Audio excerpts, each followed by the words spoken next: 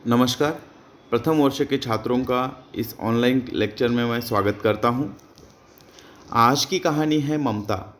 जयशंकर प्रसाद जी द्वारा लिखित यह कहानी है और यहाँ इस कहानी को सरल शब्दों में मैं डॉक्टर सचिन रमेश राव चोले आज यहाँ पे मैं प्रस्तुत करता हूँ।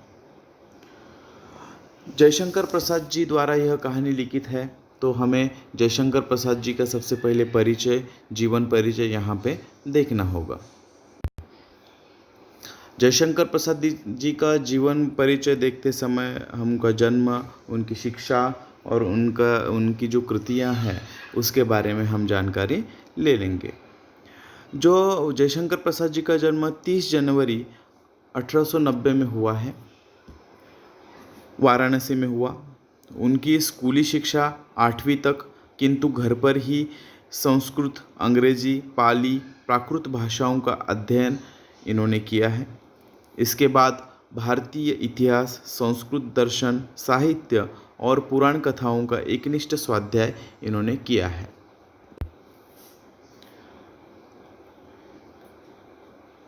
पिता देवी प्रसाद तंबाकू और सूंगनी का व्यवसाय करते थे और वाराणसी में इनका परिवार सूंगनी साहू नाम से इनका परिवार क्या था, प्रसिद्ध था।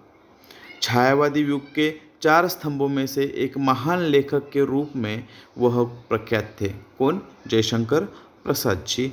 विविध रचनाओं के माध्यम से मानवीय करुणा और मनीषा के अनेकानेक गौरवपूर्ण पक्षों का उद्घाटन इन्होंने किया है। 48 वर्षों के छोटे से जीवन में कविता, कहानी, नाटक, उपन्यास और आलोचनात्मक निबंध आदि विभिन्न विधाओं में लेखन इन्होंने किया है जयशंकर प्रसाद जी ने।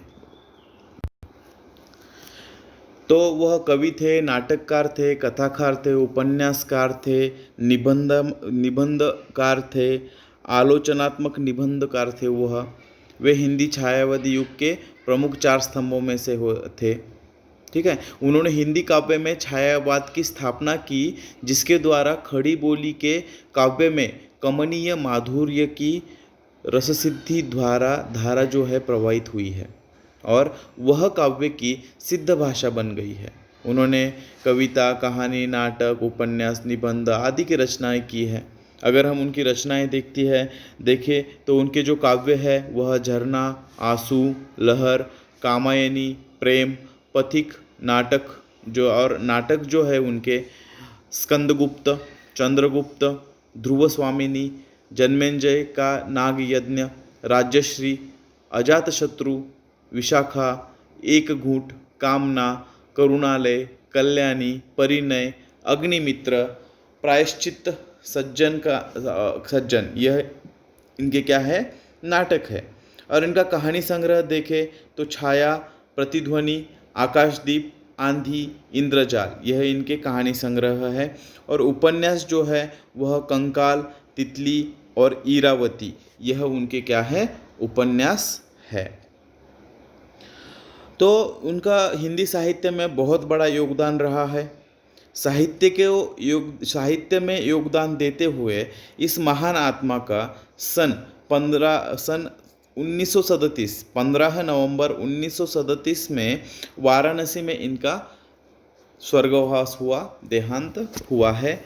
ऐसे जयशंकर प्रसाद जी का जीवन परिचय और कृतित्व कार्य का परिचय मैंने यहाँ पे देने का प्रयास किया है। ठीक है। तो अभी हम देखते हैं उनकी जो ममता कहानी है, उस ममता कहानी की ओर हम बढ़ते हैं। तो ये जो ममता कहानी है जयशंकर प्रसाद जी की, उसके जो संक्षेप में परिचय सबसे पहले हम देखते हैं कि ममता, यह जो शीर्षक है कहानी को, उसकी नायिका के नाम से मिला है। ममता की जो नायिका है उसके नाम से ममता शीर्षक मिला है।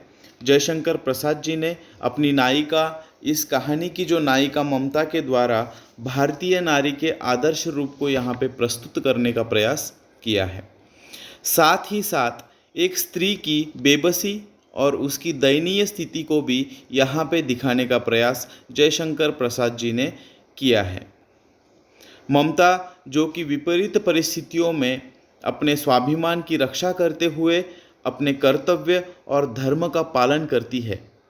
उसे चरित्र से उसके चरित्र से हमें शिक्षा मिलती है कि कितनी भी कठिनाइयाँ हमारे रास्ते पे आए, परंतु हमें अपने कर्तव्य से मुख नहीं मोड़ना चाहिए और दूसरों को कर्तव्य से मुख मोड़कर देखकर हमें उनकी तरह नहीं बनना चाहिए। ऐसा इस कहानी में ममता हमें संदेश देती है। हमें अपने धर्म को, अपने कर्म को करना है। इसी कहानी का एक और उद्देश्य है, वह यह कि इतिहास के माध्यम से जहाँ हमें एक आदर्श भारतीय नारी का रूप मालूम होता है, वही हमें शासक वर्ग की उसकी जो उदासीनता है, जो हमारा शासक वर्ग है उसकी जो उदासीनता का भी पता हमें चलता है। जहाँ कैसे पता चलता है उदासीनता का? जहाँ स्मारक तो वह बनवाते हैं जो शासक वर्ग है। हम कहानी में पढ़ेंगे कि किस तरह से स्मारक का निर्माण हो रहा है। तो वहाँ पे स्मारक तो बनवाते हैं, कई स्मारक बनवाए जाते हैं, परंतु उसमें जो बलिदानियों का या जिन्होंने त्याग किया है, जिसने बलिदान दिया है या जिसने त्याग किया है, उनका उल्लेख भी हमें नहीं मिलता है। ऐसे स्मारक बनाए जाते हैं, त्याग किसी और ने किया जाता है और नाम किसी और का आता है। कहानी में आप देखेंगे एक युवती है जो विधवा है। इस कहानी में ममता नाम की एक युवती है जो क्या है? विधवा है। और उसके पिता एक मंत्री है। अच्छे भरे भरे पूरे घर में वह एक इकलौती लड़की है। उनकी और उनके दुख से वो क्या है? दुखी है। वो बड़े घर की है, मंत्री की लड़की है, मगर वह क्या है? दुखी है। क्यों दुखी है?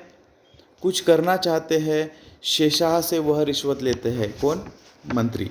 और अपने राज्य से वह गद्दारी करते हैं। उसके बावजूद शेषाह के सैनिक जो है उनको मार डालते हैं। ममता वहाँ से भाग जाती है और काशी में जाकर कहीं पर छुप कर रहने लगती है।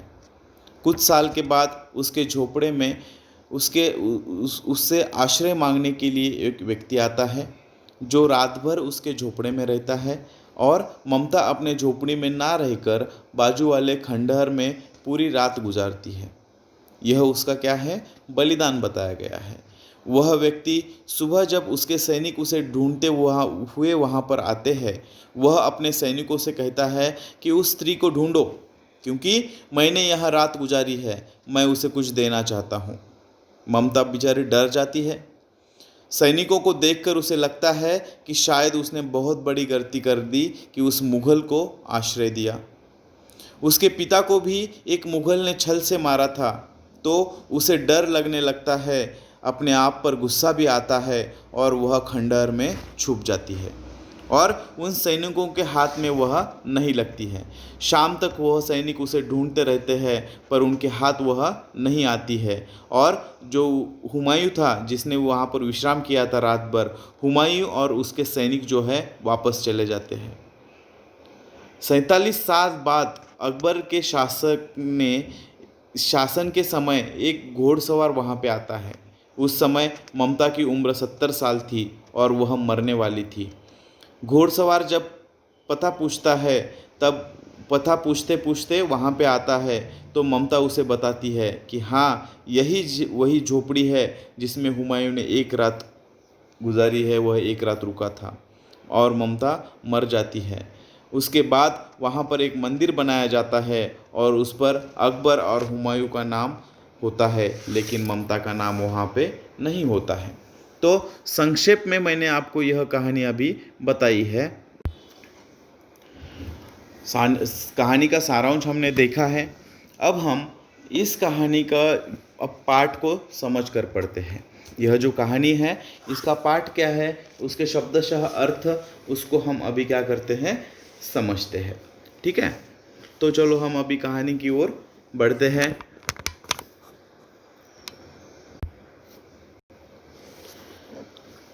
कहानी की शुरुआत जो दुर्ग है उनका, रोहतास दुर्ग में वह अकेली ममता बैठी हुई है, उसकी अवस्था को वहाँ पे बताया गया है। रोहतास दुर्ग के प्रकोष्ठ में बैठी हुई युवती ममता। रोहतास प्रकोष्ठ यानी भवन के जो फाटक रहता है, वो फाटक के पास जो कमरा रहता है उसे प्रकोष्ठ कहते हैं। तो रोहतास दुर्ग के प्रकोष्ठ में बैठी हुई युवती ममता शोन की तीक्ष्ण गंभीर प्रवाह को देख रही है। शोन यानी सोन नदी का नाम है, उसे शोन कहा गया है। वह उसे अपने कमरे में, फाटक के पास के कमरे में वह तीक्ष्ण गंभीर प्रवाह जो सोन नदी का प्रवाह है उसे देख रही है। ममता विधवा थी, उसका यौन शोन के समान ही उमड़ रहा था। मतलब यहाँ पे बहुत गहरा अर्थ है। वह यौवन अवस्था में है, बदनसीबी से उसके पति का देहांत हो चुका है और यौवन अवस्था में उसका जो यौवन है वह शोन नदी का जो प्रवाह उमड़ रहा है उस तरह से उसका भी यौवन क्या है, उमड़ रहा है, मगर वो विधवा है। उसकी अवस्था यहाँ पे लेखक बताने का प्रयास कर रहे हैं। मन में वेदना है, इतने यौवन अवस्था में अगर उसके पति का देहांत हुआ है तो वो बेचारी मन में से ऐसे बहुत सारी वेदना लेकर बैठी है, मस्तक में आंधी है, उसे क्या करूँ समझ में नहीं आ रहा है। आँखों में पानी की बरसात लिए वह सुख के कंटक शयन में विकल थी। वह विधवा होने के बावजूद जो स्त्री की अवस्था होती है उस स्त्री की अवस्था को यहाँ पे जयशंकर प्रसाद जी बता रहे हैं। उसकी यौवन अवस्था है, वह सुंदर है दिखने में, उसका शोन के समान, उस नदी के पानी के समान, उस प्रवाह के समान उसका यौवन जो है उमड़ रहा है। उसके मन में बहुत सारी वेदना है पति के लेकर, मस्तिष्क में आंधी है, अंधकार है। और वो तत्कालीन समय ऐसा था कि स्त्रियों को विधवा होने के बाद उनको कोई भी स्वतंत्र नहीं था, उनकी हालत बहुत ही मुश्किल थी, ऐसा वर्णन यहाँ पे दिया गया है। वो आँखों में पानी की बरसात, वह रोते हुए, मस्तिष्क में आंधी और मन में वेदना लेकर वह सुख के कंटक शयन में विकल थी। वह अकेली उस प्रकोष्ठ में वहाँ पे बैठी है, शोन नदी के तीक्ष्ण गंभीर प्रवाह को देख रही है। ऐसा वर्णन ममता का यहाँ पे दिया है। वह रोहतास दुर्गपति के मंत्री चूड़ामणि के अकेली दुहिता थी। वह जो है वो रोहतास दुर्गपति के जो मंत्री है, प्रमुख मंत्री चूड़ामणि की अकेली दुहिता थी। दुहिता मतलब पुत्री। फिर उसके लिए कुछ अभाव होना असंभव था, परंतु वह विधवा थी। हिंदू विधवा संसार में सबसे तुच्छ निराश्रय प्राणी है, तब उसकी विडंबना का कहाँ अंत था। हमारे हिंदू संस्कृति में स्त्री जो विधवा है उसको बहुत ही तुच्छ माना जाता है। उसको कोई भी अधिकार नहीं, उसको बाहर निकलने का या रंग के कपड़े पहनने का भी अधिकार नहीं था। जिंदा रहने का भी अधिकार उसको नहीं दिया जाता था, उसको सती चढ़ाया जाता था। तो वह मंत्री चूड़ामणि की अकेली पुत्री है, उसको किसी चीज़ का अभाव नहीं है, वो उसको सब परिपूर्ण है, सब मिला हुआ है। परंतु वह विधवा थी। विधवा होने के बावजूद उसके पास दुख ही दुख थे, उसको तुच्छ देखा जाता था, इसलिए वह बहुत ही वेदना में है। उसकी विडंबना को हमारे संस्कृति में, जो विधवा है उसकी विडंबना को हमारे संस्कृति में कहाँ अंत है। उस तत्कालीन परिस्थिति का, विधवा स्त्रियों का वर्णन यहाँ पे जयशंकर प्रसाद जी करने का प्रयास कर रहे हैं। विधवाओं की जो हालत थी उस हालत को यहाँ पे जयशंकर प्रसाद जी अपने लेखन के माध्यम से दिखाने का प्रयास कर रहे हैं। वो ऐसे अकेले में बैठी है, ऐसा प्रसंग वहाँ पे है। तो उसके जो पिता है चूड़ामणि ने चुपचाप उसके प्रकोष्ठ में प्रवेश किया, उसके जो कमरे है उस कमरे में प्रवेश किया। शोषण के प्रवाह में, उसके कलनाद में अपना जीवन मिलाने में वह बेसुध थी। उसका जो शोषण था, उसका जो दुख था, उस दुख के नाद में वह बेसुध थी। उसको उसके पिताजी आए हैं उसका भी पता नहीं था। पिता का आना वह जान न सकी। चूड़ामणि व्यथित हो उठे। एक पिता को जब अपने पुत्री का यह सब दुख दिखेगा तो वह पिता क्या होगा, व्यथित हो उठेगा। किस पिता को खुशी होगी। स्नेह पालिता पुत्री के लिए क्या करे, यह स्थिर न कर सकते हैं। लौटकर बाहर चले गए, ऐसा प्रायः होता, पर आज मंत्री के मन में बड़ी दुश्चिंता थी, पैर सीधे न पड़ते थे। वह अपने बेटी का हालत देखकर, वह बेटी को, पिताजी कमरे में आकर जाते हैं, चूड़ामणि कमरे में आकर जाते हैं, मगर वह अपने विचारों में, अपने दुख में, उस नदी में इतनी रोती हुई बैठी है कि उसको शुद्ध नहीं है कि उसके पिताजी कमरे में आकर चले गए। तो वह पिता का मन है, वह बहुत ही व्यथित हो उठता है। वो उसे लगता है कि मेरे पुत्री के लिए मैं क्या करूं, वह स्थिर होने के लिए, और वह बाहर चले जाते हैं। आज मंत्री को बड़ी चिंता होती है। उसको चलना भी नहीं आता है अपने बेटी का दुख देखकर।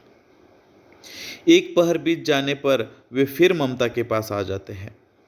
उस समय उनके पीछे 10 सेवक चांदी के बड़े थालों में कुछ लिए हुए खड़े थे। कितने ही मनुष्य के पद शब्द सुन ममता ने घूम कर देखा।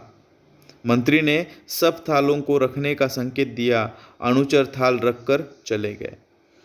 वह किसी तरह से अपने बेटी का मन बहलाना चाहता है। फिर वह 8-10 सैनिकों को लेकर, अनुचर को लेकर, थालियाँ लेकर वहाँ पर आता है और थालियाँ वहाँ रखने को कहता है और उनको वहाँ से चला जाने को कहता है। ममता उन सब की पैरों की आवाज़ देखकर उसकी जो एकांत था वह भंग होता है और वह घूम कर देखती है। उन थालों को देखकर ममता पूछती है, यह क्या है पिताजी? तेरे लिए बेटी, उपहार है, कहकर चूड़ामणि ने उसका आवरण उलट दिया। स्वर्ण का पीलापन सुनहली संध्या में विकीर्ण होने लगा और ममता चौंक उठती है। उनके पहने पर चूड़ामणि उस आवरण को, उस जो साथ में थालियाँ लाई थी, उसके आवरण को हटा दिया जाता है। उसमें स्वर्ण भरा हुआ होता है, सोना। उसकी जो सुनहली संध्या विकीर्ण होने लगाती है, वहाँ पे सोने की चमक उठती है और ममता क्या होती है? चौंक उठती है। इतना स्वर्ण यह कहाँ से आया? चुप रहो ममता, यह तुम्हारे लिए है। तो क्या आपने म्लेच्छ का उत्कोच स्वीकार कर लिया? म्लेच्छ का उत्कोच मतलब आक्रमणकारी की जो रिश्वत है। वह चूड़ामणि क्या गद्दारी करते हैं अपने राज्य के साथ। तो वहाँ पे ममता कहती है, तो क्या आपने म्लेच्छ का उत्कोच स्वीकार कर लिया? आक्रमणकारी की रिश्वत जो है स्वीकार कर ली? पिताजी, यह अनर्थ है, अर्थ नहीं है, इसको लौटा दीजिए। पिताजी, हम लोग ब्राह्मण हैं, इतना सोना लेकर हम क्या करेंगे? हम क्या है? ब्राह्मण है, इतना सोना लेकर हम क्या करेंगे? ऐसा वह प्रश्न करती है। इन पत्नोमुख प्राचीन सामंत वंश का अंत समीप है बेटी, चूड़ामणि कहते हैं। ये पत्नोमुख मतलब शत्रु के साथ हाथ मिलाने वाले, ठीक है? शत्रु के साथ जो हाथ मिलाने वाले, यानी जो पतन की ओर, इस पत्नोन्मुख प्राचीन सामंत वंश का अंत समीप है बेटी। पतन की ओर जाने वाला ये जो सामंत है, इनका जो है हाथ क्या है, वह अंत क्या है? समीप है बेटी। किसी भी दिन शेरशाह रोहिताश्व पर अधिकार कर सकता है। उस दिन मंत्रित्व न रहेगा, तब के लिए ये मैंने रखा है। ऐसा वहाँ पे कौन कह रहा है? चूड़ामणि अपने बेटी से कह रहा है। तब यहाँ पे मंत्री ने किस तरह से गद्दारी की है, इसका वर्णन यहाँ पे दिया है। और वह बेटी, उसको ममता उसको गलत कह रही है, यह मार्ग हमारा नहीं है, ऐसा वहाँ पर वह कह रही है। तब ममता कहती है, हे भगवान, तब के लिए, विपद के लिए इतना आयोजन, परम पिता की इच्छा के विरुद्ध इतना साहस। पिताजी, क्या भीख न मिलेगी? क्या कोई हिंदू भूपृष्ठ पर न बचा रह जाएगा जो ब्राह्मण को 2 मुट्ठी अन्न न दे सके? यह असंभव है। फेर दीजिए पिताजी, मैं कांप रही हूँ। इसकी चमक आँखों को अंधा बना रही है। यहाँ पे चूड़ामणि को ममता सुना रही है कि पिताजी, इतनी विपदक, इतनी जो क्या बोलते हैं, इतना आयोजन जो एक विपदा के लिए आपने किया है, क्या हमें कोई भीख नहीं देगा? हमें रिश्वत की कोई ज़रूरत नहीं है। इस सृष्टि में ऐसे बहुत सारे लोग हैं जो 2 मुट्ठी ब्राह्मण को अन्न दे सकते हैं। असंभव है पिताजी। यहाँ पे दया माया यहाँ पे जीवित है। हम इसके बिना भी जी सकते हैं। रिश्वत लेना गलत है, ऐसा यहाँ पे कह रही है। हमने जिसका खाया है, जिसका नमक खाया है, उसको हमें धोखा नहीं देना चाहिए। इसलिए आप एक काम करो, इसे फेर दीजिए, इसे लौटा दीजिए। मैं काँप रही हूँ, इसकी चमक मुझे सहन नहीं हो रही है, मैं अंधी हो रही हूँ। यह चमक मेरे आँखों को अंधा बना रही है। ऐसा वहाँ पे कौन कह रहा है? ममता अपने पिताजी चूड़ामणि से कह रही है। तब उसके पिताजी कहते हैं मूर्ख है कहकर चूड़ामणि वहाँ से चले जाते हैं। दूसरे दिन जब डोलियों का तांता भीतर आ रहा था, ब्राह्मण मंत्री चूड़ामणि का हृदय धक धक करने लगा। वह अपने को रोक न सका। उसने जाकर रोहिताश्व दुर्ग के तोरण पर डोलियों का आवरण खुलवाना चाहा। ठीक है, तो उसने क्या की थी, रिश्वत लेकर शत्रुओं को वह अंदर लेकर आना चाहता था। जब डोलियां भीतर आ रही थी तब चूड़ामणि को हृदय उसका धक धक करने लगता है। वह खुद को नहीं रोकता है। उसने जाकर रोहिताश्व दुर्ग के तोरण पर डोलियों का आवरण खुलवाना चाहता है। पठानों ने कहा यह महिलाओं का अपमान करना है। वह जो पठान है वह महिलाओं का अपमान करना है ऐसा कहते हैं, और वहाँ पर बात बढ़ जाती है। उस डोलियों में दुश्मन आ रहे थे। उसने रिश्वत लेकर उन दुश्मनों को दुर्ग में प्रवेश दिया था, मगर वहाँ पे वह अपने बेटी की जो बातें हैं सुनकर उसका जो है क्या बोलते हैं, उसका कर्तव्य जाग उठता है और वह आवरण खुलवाना चाहता है। मगर पठानों में महिलाओं को बहुत ही पर्दों के पीछे रखा जाता है, तो महिलाओं का अपमान करना है ऐसे पठान बोलते हैं। वहाँ पे बात बढ़ जाती है। तलवारें खींची, ब्राह्मण वही मारा गया। वहाँ पे ब्राह्मण यानी चूड़ामणि मारा जाता है। राजा रानी और कोष सब छली शेरशाह के हाथ पड़ते हैं। उस चूड़ामणि की गलती से सब राजा रानी सब उसके हाथ पड़ती है, मगर ममता वहाँ से निकल जाती है। डोली में भरे हुए पठान सैनिक दुर्ग में फैल गए, पर ममता किसी को नहीं मिलती है। तो इस तरह से यह कहानी का पहला भाग है, और इसमें ममता की मानसिकता, ममता की जो विधवा होने के बाद की जो स्थिति है, उसके बाद उस स्थिति को बदलने के लिए उसके पिता चूड़ामणि है, उनका बेटी के प्रति दुख देखकर उनके हालत किस तरह से होते हैं उसका वर्णन यहाँ पे हमें मिलता है। और उसके बाद जो बेटी के लिए उपहार रिश्वत वह लेते हैं, रिश्वत लेना गलत है ऐसा ममता उनको बोलती है। अगर चूड़ामणि का कर्तव्य जाग उठता है, मगर उस टाइम गलती होती है और रोहतक दुर्ग पर पठानों का राज होता है और वह चूड़ामणि मारा जाता है, मगर ममता उस दुर्ग से निकल जाती है, वह किसी को नहीं मिलती है। यह कहानी का पहला भाग यहीं पे समाप्त होता है। हम अगली कहानी हम दूसरे भाग में देखते हैं। धन्यवाद।